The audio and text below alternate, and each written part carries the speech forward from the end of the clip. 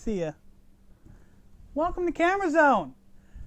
It's gone from a podcast to an edited episode every other week of camera reviews. That's right, every 2 weeks, camera review, starting when this comes out. I don't know when that's going to be, probably in a week. So yeah. What camera are we talking about today? Well, first we got to get to the intro. Intro time!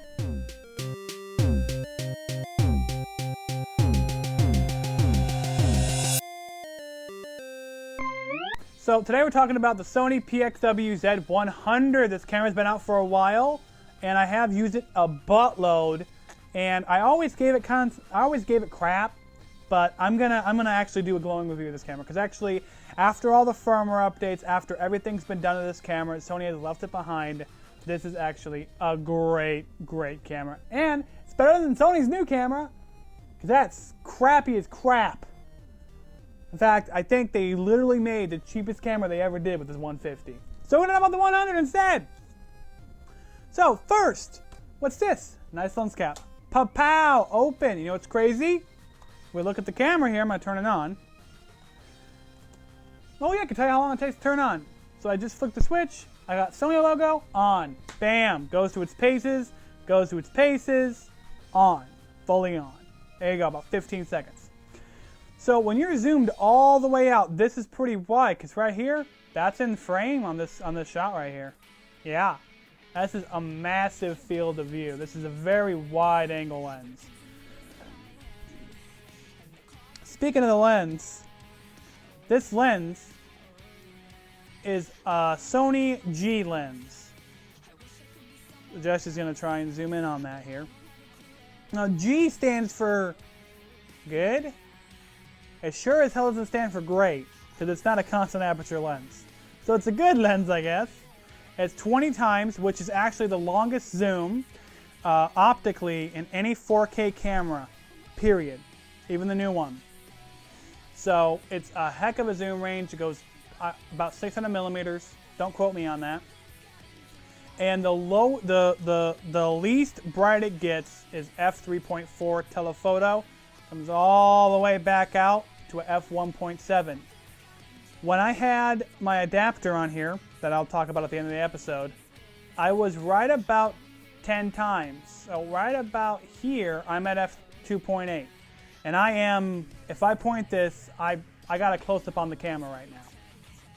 That's how, and I'm about 6 feet away. So this is, there's a very big range before you hit that 3.4. Which is good because this camera is not the brightest one out there, but that shouldn't get in your way if you're doing normal stuff, what this camera is designed to do anyway. So this lens, 3 rings, which is really nice, so I guess that's why it's a good lens, because it's not good because of the optics, because they're okay. Tack sharp, by the way. Tack sharp lens, maybe that's why it's good. We got a nice focus ring here.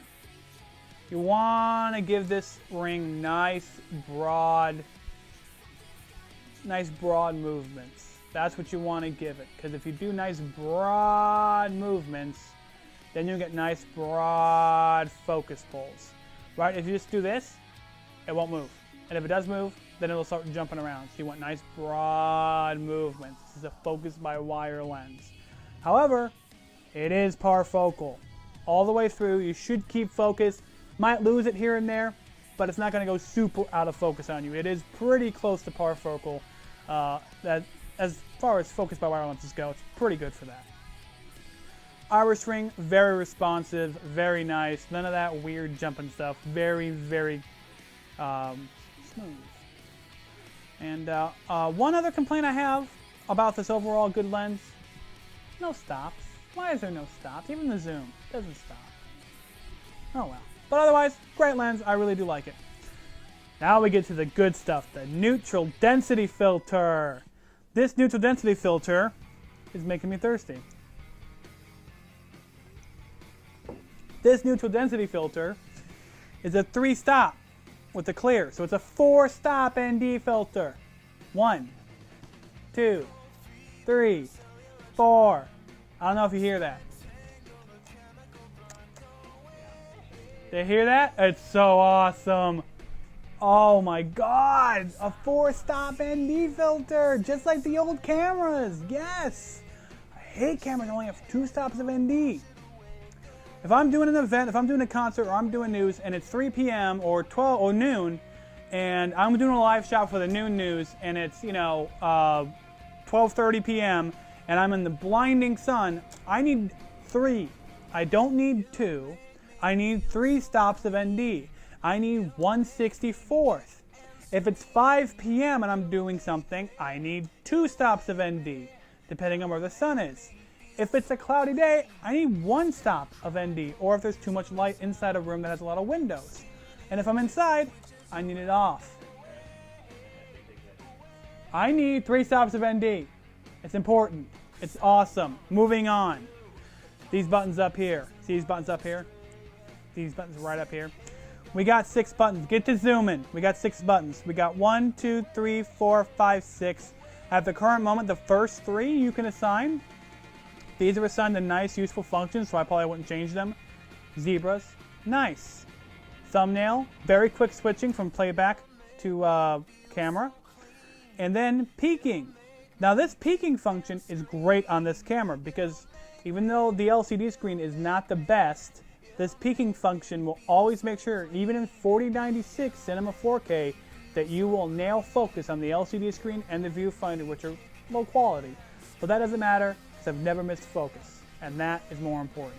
Peaking, keep it on, you're going to do great. Now, right here, audio functions. Beautiful. Everything you need. There's some more even behind the boom microphone. There's all the audio functions. Close this, you can't accidentally hit those knobs. Right next to that, focus, auto, manual. If you're on a wide shot, you can pop it in auto, it'll be fine. Don't go telephoto on auto. It won't work. But wide, it'll be fine. Push auto iris, push the button, checks the iris for you. Great job. Now we come down here and we got another iris button. So push auto means I push it, it's auto, it's hunting, take it off, stops. Iris, I tap it once, it checks it, done. That's it. Then you can adjust. Really nice. Then we got the gain, right in the normal place. Beautiful. Not that new camera, not the 150 with the little actual switches. Same here with the white balance. Usually this button is up here on cameras, but this one's right here next to it. I actually prefer this more than it being here, because you can accidentally hit that if it's up there. Actually, no button there. Nice scroll wheel, so that way when you want to adjust your shutter speed, you can go up and down. Also, if you want to check the menu, you can scroll up and down.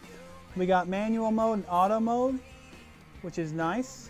White balance, check here. Gain, check here. You can actually push auto on all these and change all your settings. Menu, cancel, that's great. Sony finally realized, hey, our menu system is a cluster crap. We should probably have a back button for people. Isn't that great? And then also status check, pop that on. Everything is now on the camera. I don't know if you'll be able to see this. Everything is on here, all your settings. So if Jesse can pan up, do we got it? So here's what's on here. I'll just read through it and you'll give me a thumbs up when we got it. Thank you. So here it is, everything. So if like, is this thing in auto? I don't know what's going on. What's my gain? If you have any questions about what's going on, pop that status check button. Bam, done. And this does not go on your recording, obviously. So that's great too. So you can be recording, check your status. Okay, I can fix this thing. Keep going. Very nice way to make sure that you are in control of the camera.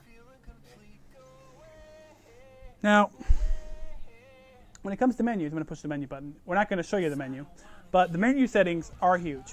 I'm going to scroll down here and show you how many menu options there are without going into submenus. Please don't go to submenus. We don't want to watch that. Lots of menu options. Camera, paint, audio, video, LCD, timecode, recording, media, system, and I think all the way at the bottom is another one down here. File too, file management.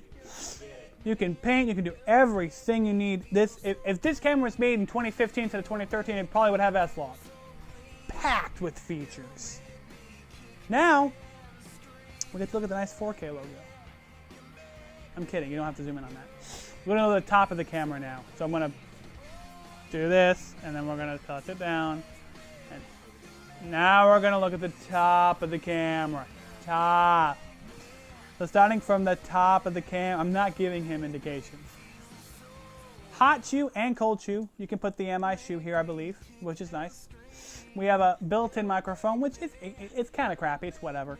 And then a nice holder for your shotgun mic, which is really nice. So if you are doing really run and gun stuff, like some calamity is happening and you got to go get the shot, if you run up to somebody and ask them what's going on, this mic will it'll separate them from what's further behind you. It will do a pretty good job of keeping the person right here good. If you're on a wide shot, you walk up, they're right there. It's gonna get it. You're gonna have audio. It won't be the best, but you'll have it. It's great for vlogging, great for stuff like that. Also up here, we got thumbnail, all your thumbnail controls, option controls, more menu controls, cancel buttons, time code, all the buttons you could ever need. And if it's super high up and I'm not looking, I can tell that's the set, that's up, that's down, right, left, all good. Really tactile feel. Then we have another record button. Hold, can't launch the missiles. Flick it up, I can now launch. Super cool. Really convenient zoom control. So if you're having issues with this camera, can be a bit heavy and you're shooting from the hip, there's a nice little place for your finger right here, and then you zoom. Very ergonomic that way. Also, place for another shoe. Uh-oh, I tapped the mic. I'm sorry, Chris. Place to put another shoe. Then obviously the viewfinder. Now we're going to talk about the back of the camera. Wow, that took a while. So while we talk about the back of the camera, we're going to talk about recording media, and I'm going to turn off the camera for what I'm going to do here. So here's the back of the camera. Now here's the recording areas. We're going to talk about the XQD media first. That's the proprietary card. That's the word I can't say. Proprietary card format. I know I'm saying it wrong. SQD cards. These cards are amazing. Why are these cards amazing? Very robust. 600 megabits a second. 4096. Yeah, that makes big files, and for $300 you can record 600 megabits for hours on end. It's not as expensive as you think, because you can do other formats now. With the firmware updates, with this 64 gig card, you can go into XAVCI and record for hours as it is in 3840. It's perfectly fine. I personally love this media. I think it's incredibly robust. I think it's incredibly powerful, and it's come a hell of a lot down in price. The XQD media, I'm a fan of. I like it. Do I like it as much as SPIS cards? No, but it's just as reliable as them, so I'm happy with the XQD cards. Also, we have an SD card slot and a memory stick slot. Memory stick slot is for, I don't really know what that's for actually, but I do know that the SD card here does work. Maybe you SD and memory card both record the AVC. So you can record AVC HD at 1080, whatever frame rate you're shooting in the 4K here. That way you can have super quick turnaround, or you can do proxy editing this way. You have a USB port. You can plug a hard drive in, offload immediately via USB 3, very fast. And that's really nice. Now we're going to talk about the viewfinder. The viewfinder up here, not the best viewfinder in the world, not the worst viewfinder in the world. I've used much worse, I've used much better. But with the peaking on, you're going to get your focus, and that's what matters, is getting good pictures, not complaining that the viewfinder's not that great. iCup, love it. Just below there is a headphone monitoring. This is really nice, more audio features. Channel 1, Channel 2, or mix. You can choose whatever you want to listen to. You have full control of your audio, which is really great for your news guys out there. Now, pop battery time. This, it's off. Battery time. This is the MPF 970 batteries. You know, the old L batteries. I love cameras that use these. This battery, $30, right? Knockoff brand, $20. Lasts a little longer. So you can go get 10 of these batteries, and you could have, because this will power the camera for 8-10 hours right here. 8 to 10 hours. That's what we need on a camcorder. Not 3 hours, not 2 hours, not 5 hours. 8 to 10 hours. If I can't do one day of one battery, it's annoying. Inputs and outputs. Are you ready for this? Let me know when you're ready. So on the inputs and outputs, bam, standard definition. That's useful for cheap monitors when I quickly plug into, but bam, you're good. HDMI, mini HDMI, full-size HDMI, full-size 4K 2.0 60p playback supported. You can get an external recorder and you can record even bigger. You can record RAW. It's super epic. Raw. Bam!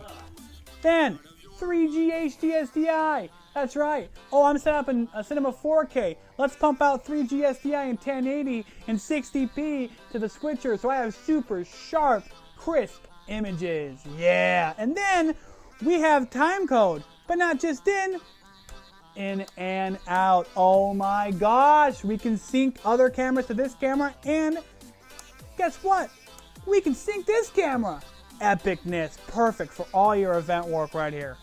Now, we're going to go to the side of the camera, very slowly, just to give you a nice little view of it. Isn't it sexy? That sexy black. No, I think it turns me on. Here we go. Wow. Bam. Whoa. DC. Non-sexual. Then we go up here. Do I need to report Roman to about his camera use? Then we go up here. We got a little remote jack. So remote control for the lens, which is very useful, more event friendly. Who uses it? I use it. I've used it several times. Record button, on and off buttons here. Wonderful zoom rocker. Focus magnification button right back here where you want to push it. Move your index finger up, then you can push the audio, the iris, auto push iris. Bam. Like, okay, the camera thinks I need to be here. Okay, good. I'll adjust it. Perfect. Then let's check my focus. Bam, done. Then I hit record. Boom. You haven't even moved your hand. Very, very useful. And then up here, something that I didn't talk about, on the front of the camera, right behind the boom microphone, some nice audio controls. 2 XLR ports, which are necessary. Then we're back at the front of the camera. Ba-bam! Now let's talk about the handle real quick. Very comfortable to use like this. Pop it open. I'm recording, I'm zooming, I'm doing good stuff just like this. Pow, pow, pow. Perfect, right? Here, all right, I'm gonna let go of it. Not the best. But if you do this, you gotta focus anyway, so it's good enough. About the same as any other camera like this. Pretty good. If you wanna put it in the shoulder pad, you can. That'll get the job done. Now, another way to use it comfortably, like that. It's good to go. That is why this is the most powerful 4K camera out there. Cinema 4K, all the frame rates you want. UHD, all the frame rates you want. 1080, all the frame rates you want. All the codecs you can imagine. If it makes sure it's firmware updated, so you have all those codec options. It is hands down probably the most powerful camera, and it's a dream to use. The only negative thing is it's a little dark. I'm going to talk about a quick shot. I went out to shoot fireworks on the 4th of July, and you'll notice the very first shot, there's a crowd standing behind a firework. That was all I saw was the firework when I shot it, but thanks to the robust codec, I bumped it up 80% in post. You're seeing it now. You bump that up, it's a usable shot. That's why this is the most powerful camera I think there is. I hope you enjoyed this camera review, and here's some more shots I shot with it. Thank you all and have a wonderful day. Bye.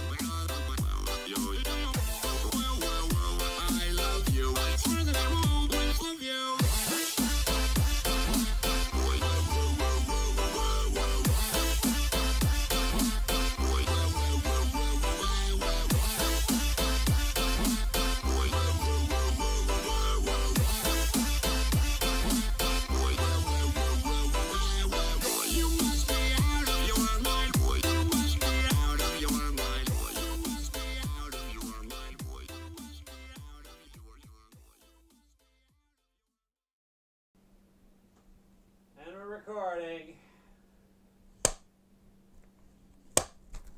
This thing sucks.